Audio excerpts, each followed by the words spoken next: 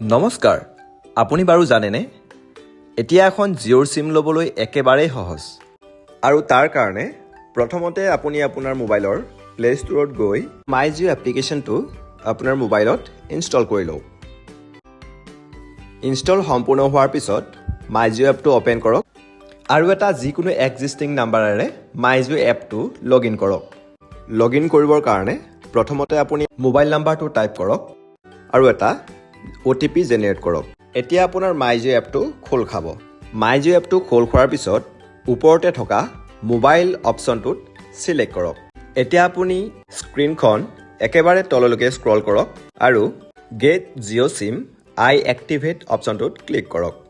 এতিয়া পৰ্যায়ক্ৰমে সকলো অপশ্যনসমূহ চিলেক্ট কৰি একেবাৰে শেষত পে'মেণ্ট কৰি ছাবমিট কৰক আৰু ইয়াৰ কিছু সময়ৰ পিছতে আপুনি আপোনাৰ ঘৰতেই আমাৰ ডেলিভাৰী এজেণ্টৰ দ্বাৰা আপোনাৰ নতুন জিঅ' চিমখন লাভ কৰক।